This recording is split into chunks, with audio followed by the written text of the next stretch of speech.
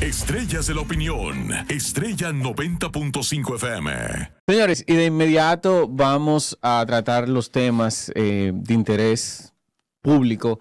Y en el día de ayer ocurrió un hecho lamentable en el estado de Texas, que más adelante vamos a debatir todos aquí en cabina. Pero hoy quiero centrar mi comentario en el país donde sucedió esto.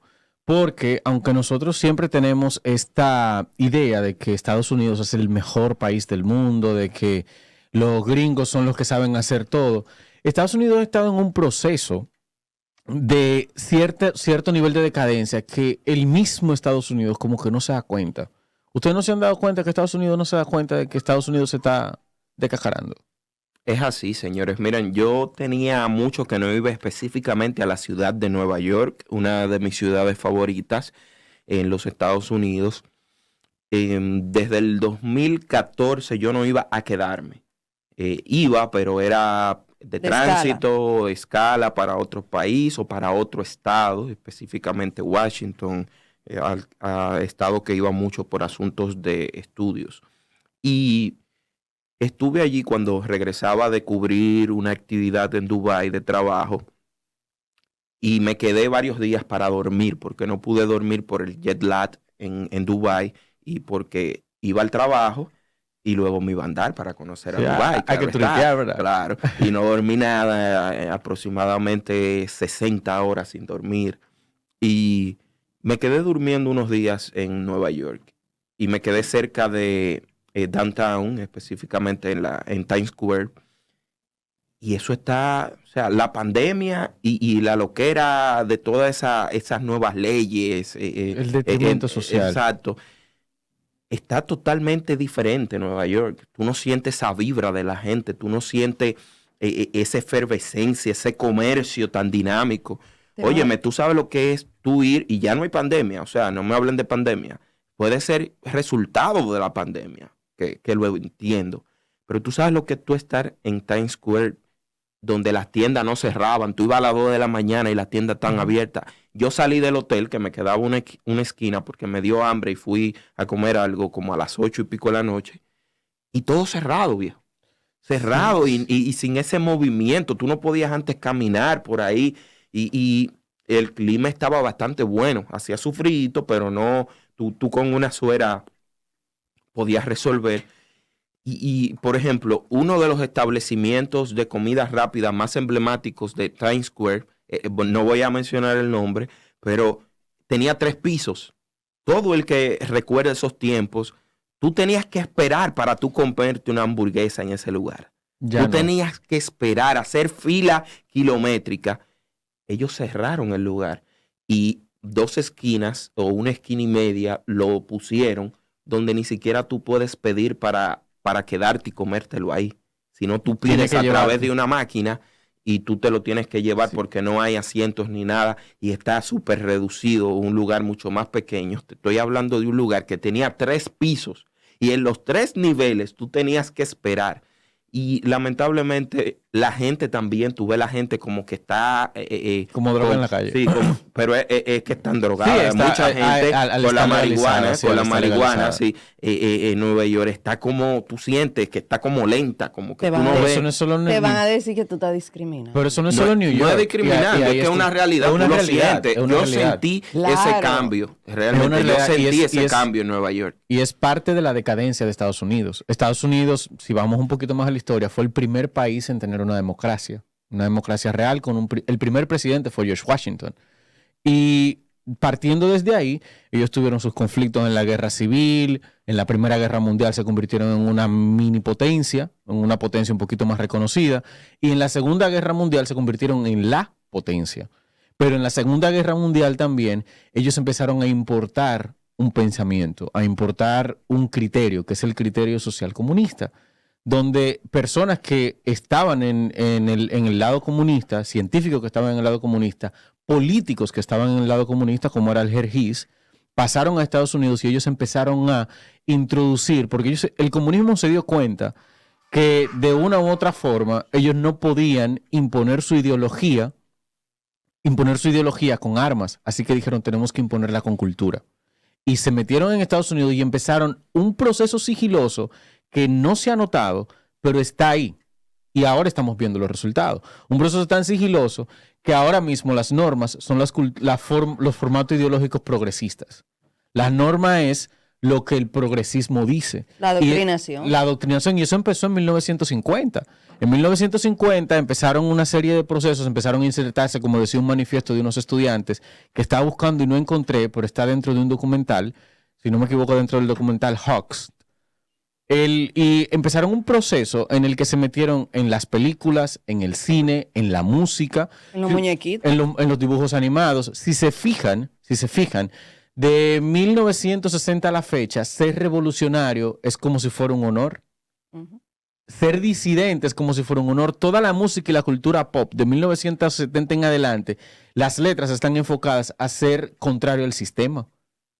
Be free, go around, como hazte un road trip, toma carretera, perdón. Sal y toma carretera. ¿Por qué? Porque ellos se metieron en la cultura. En dominicano sería dale por la pista. Dale por la pista, vete a rututear. Mira, esa cultura hippie de que como que tú no tienes que tener ningún compromiso. Exacto. Cuida el medio ambiente, que hay que cuidarlo, pero cuida el medio ambiente, encárgate de eso toda tu vida. No te bañes porque tú vas a estar con la naturaleza, sí, de cerca, todo esto. Ese pensamiento y ese adoctrinamiento riguroso, lo primero que ellos hicieron fue tomar las universidades. Así es. En Estados Unidos, yo tengo amigos que estudian allá y que ven, en mi caso, por ejemplo, que estudié en George Washington University, eran programas no tan presenciales, sí hubo tiempo presencial, pero al haber gente de toda parte, América Latina, y el programa era en español, tú no sientes eso tanto. Sí, tú no sientes tanto y se enfocaban no en ideología, sino se enfocaban en política, más en el aspecto de la comunicación, la estrategia, las campañas electorales y todo eso. Yo no sentí eso tanto, pero tengo amigos que estudian otras carreras y que son en programas presenciales permanentes que, óyeme,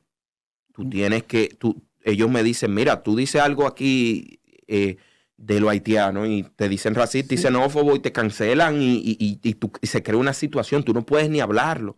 Pero también por parte de los maestros, tú tienes esa agenda que viven de cualquier tema que no tenga nada que ver, alan por los cabellos ese tema ideológico en todo momento. Y ahora mismo no es solo en la universidad, sino que empiezan ya desde preescolar. Sí. Porque se dieron cuenta que es mejor. Porque de niños es más fácil y más moldeable. Mira, y justo lo que dice Jaime, esto desde 1960 empezó el proceso de pasos. Y aunque se notó que no funcionaba, aunque se notó que estaba mal, había un control tal en cuanto a lo académico, porque ellos se hicieron dueños de lo académico, algo como pasó aquí en la UAST. Se hicieron dueños de lo académico y empezaron a controlar la narrativa. Y han cancelado profesores. Lo que pasa es que ese tipo de noticias no llegan acá. A Jordan B. Peterson le hicieron un piquete en una conferencia que él iba a dar, hasta el punto que se metió una persona a su conferencia y le estaba diciendo, you bigot, y le estaba insultando y él no me decía, es tu derecho tener tu libertad de expresión, pero déjame a mí decir por lo que yo vine. En una universidad en California en el 2014 también se armó un riot porque alguien iba a exponer algo contrario a estas narrativas. No solamente eso, en 2014 al doctor Brett Weinstein también lo cancelaron porque él no estaba de acuerdo con no ir en un día de una celebración afroamericana. Entonces, todo este conjunto de cosas y todo este adoctrinamiento, uno lo mira y dice, bueno, esta es la forma en la que el mundo va progresando, pero si nos vamos a algo un poquito más profundo, y es, aunque puede sonar como teoría conspiranoica o conspirativa, si nos vamos un poquito más profundo, vemos que, por ejemplo, países como China se han beneficiado económicamente de todo lo que necesita Estados Unidos. Le han sacado el mercado económico y el mercado industrial. Estados Unidos dejó de ser uno de los países más industriales a convertirse en uno de los países más financieros después de la Primera Guerra Mundial. Dejó de construir cosas a empezar a importar cosas. China se convirtió en el constructor Y el mismo China no acepta ciertas cosas, pero sí las incentiva y las patrocina dentro de Estados Unidos. Así Y cuando es. tú miras el pensamiento del presidente, del emperador chino prácticamente, Xi Jinping. Xi Jinping, el pensamiento de Xi Jinping es: queremos devolver a China la gloria y grandeza que tuvo en su momento. La idea de Xi Jinping es controlar el planeta en sentido general. Y poco a poco está dando pasos para lograrlo. Y como tú acabas de decir, parece que Estados Unidos no se está dando cuenta de eso. Un país tan grande como los Estados Unidos, ponerse, por ejemplo, a perseguir yatecitos de magnates rusos, a centrarse en sus embajadas a un mensaje totalmente ideológico de la agenda progresista y la agenda global, tú te das cuenta que hay un desenfoque, viejo. Sí. Una nación tan grande metida en nimiedades, en cosas que no te van a aportar nada, ni que son la base de sustento de tu grandeza. Sí, porque mira lo gracioso de esto. En 1945, después, y ya para concluir, en 1945, después de la Segunda Guerra Mundial, Estados Unidos se creyó la idea de que ellos eran the world police y que ellos eran los que decidían qué se hacía con el planeta, porque se metieron en la Segunda Guerra Mundial, ayudaron a los británicos y a Europa a ganar, y de ahí ellos entonces se convirtieron en la potencia. De ahí en adelante, entonces, quieren venir a imponer su democracia en diferentes lugares. Y la generación hippie, que eran los hijos de los que fueron a la Segunda Guerra Mundial, estos solamente disfrutaron de las riquezas hasta que los llamaron a la Guerra de Vietnam. Y aún en 1960, cuando estos disfrutaban de las riquezas, ellos querían vivir esta libertad y este freedom, pero Estados Unidos se mantenía en un discurso ideológico, en un discurso en el que se decía básicamente: we want everything free. Queremos todo gratis, como que todo cae de la mata. ¿Por qué? Porque Estados Unidos estaba en su mejor momento de abundancia. Y poco a poco, Estados Unidos se olvidó de que el dinero se produce construyendo cosas. China empezó a construir y ahora China es la máquina del mundo. Ahí es donde se fabrica todo y Estados Unidos solamente se lo compra. Y Estados Unidos, en la administración del expresidente Donald Trump, propició que regresaran esas fábricas. Y Donald Trump multaba a quienes sacaban sus capitales y sus empresas para otros lugares e incentivó a que esos capitales regresaran a los Estados Unidos y a que esas fábricas regresaran, muchas de ellas, a los Estados Unidos. Y eso es una política correcta. Pero, lamentablemente, nosotros estamos viendo ese deterioro de los Estados Unidos que geopolíticamente a nosotros no nos conviene. No, porque a nosotros no nos conviene como país. Tal vez le convendría a otros que China sea más fuerte, que están en Asia o que están en Europa, pero a nosotros aquí no nos conviene eso. Aunque tampoco nos conviene, mira qué paradoja, un mundo que sea tan bipolar. ¿Cómo ¿no? bipolar? En el sentido de Estados Unidos, Rusia. O sea, creo que la tan entrada de polarizado, China, sí, que esté tan polarizado. creo que la entrada de China al escenario también crea nuevos escenarios que nosotros en República Dominicana debemos de tener una estrategia para eso. Claro, porque nosotros dependemos un alto porcentaje de Estados Unidos. Y ahí es donde quería aterrizar ya para cerrar. Y es que si nosotros seguimos siendo tan dependientes y el mismo Estados Unidos sigue involucionando de esta forma, al final nos va a afectar. Y por supuesto, lo económico, ideológico y sociológico va muy de la mano. Un tema nada más rápido. Estaban comparando ahora Estados Unidos con China. Y sí, estoy de acuerdo con que Estados Unidos se siente la policía del mundo. Pero también hemos visto conflictos en donde el Estados Unidos no se ha metido, que el mundo dice, ¿y por qué Estados Unidos no se mete y ayuda? O sea, muchas veces creo que se cae en el extremo de esperar siempre que los americanos sean esa policía, no solamente que ellos se la crean. Y con respecto a China, no olvidemos que China tiene un paquete de problemas, o sea, de serios problemas. Sí, o sea, claro porque la gente se piensa o se le olvida que China es mucho más que Beijing, que Shanghai, que Xi'an y un par de lugares más que son sumamente industrializados y avanzados. China tiene un tema de salud espantoso, tiene un tema de educación también, o sea, súper atrasado. O sea, China en muchas cosas es una bomba de tiempo que ahí es donde los americanos siempre se la lucen, porque siempre tienden a aprovechar estas debilidades de los países, pero definitivamente Estados Unidos, por lo que venía ahora escuchando y por lo que estaban comentando ahora, sí es, yo no sé si es tanto un imperio en decadencia, sí sé que es un imperio en modificación, ni siquiera en evolución, sino que modificación, porque también no olvidemos que el gobierno es una cosa, pero la sociedad es otra, y la realidad es que la sociedad no se quiere industrializar otra vez.